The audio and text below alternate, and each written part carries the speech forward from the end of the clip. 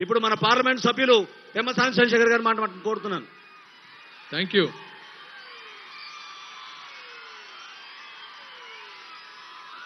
వారాహి మీద వస్తే ఆ కిక్కే వేరప్ప.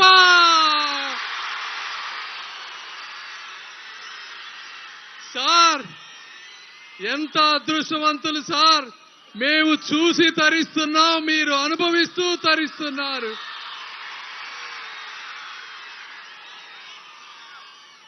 గుండెల నిండా నిండిన అభిమానాన్ని ఆశయంగా మార్చుకొని ముందుకు కదులుతున్న జన సైనికులకి,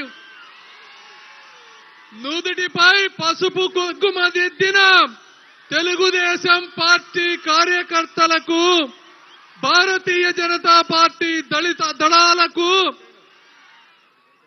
ఆంధ్ర ప్యారిస్ చందమామ లాంటి అందగాడైన మన మనోహర్ గారికి, నిజాయితీకి నిలువెత్తు రూపం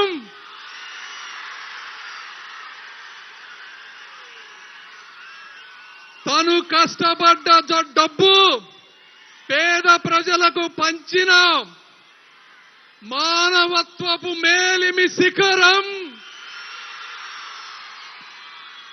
బలహీనులపై దౌడులు దౌర్జన్యాలు జరుగుతుంటే ప్రశ్నించడానికి వచ్చిన ఒక గబ్బర్ సింగ్,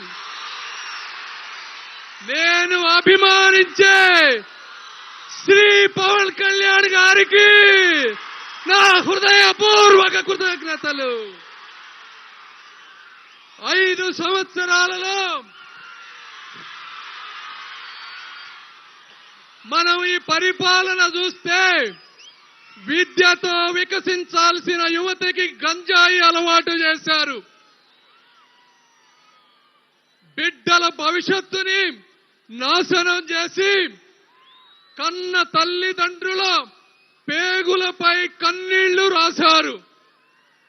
అమర్ రాజా బ్యాటరీ లాంటి గొప్ప సంస్థలని ఈ రాష్ట్రం నుంచి తరిమి పారిశ్రామిక అభివృద్ధికి పాడగట్టినటువంటి వ్యక్తులు ఈ జగన్మోహన్ రెడ్డి గారు.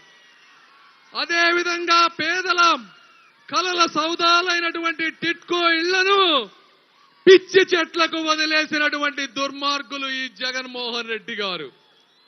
రోడ్లు చూస్తే గుంతలే గుంతలు, మందు చూస్తే దోచుడే దోచుడు, కరెంటు బిల్లులు చూస్తే బాదుడే బాదుడు, నాయకులు చూస్తే బూతులే బూతులు.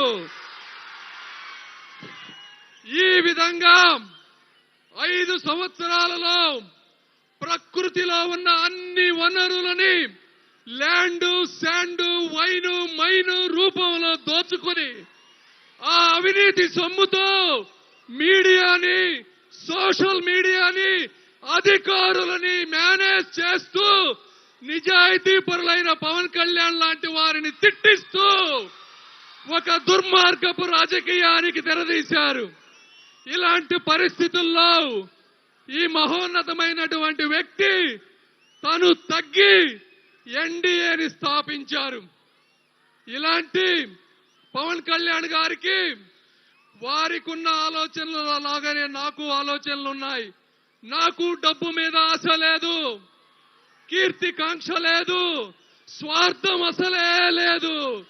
నేను పుట్టిన ఈ ప్రాంతానికి ఏదో ఒక చెయ్యాలన్న ఒకే ఒక ఆశయం తప్పించి, సార్ పవన్ కళ్యాణ్ గారు మీ ముందు నేను ప్రమాణం చేసి చెప్తా ఉన్నా, 1 రూపాయి కూడా వచ్చే 30 ఏళ్లలో అవినీతి చేయనని, ఈ అభిమానాన్ని అభివృద్ధి రూపంలో ఇస్తానని తెలియజేసుకుంటూ మీ అందరికీ మనస్ఫూర్తి కృతజ్ఞతలు.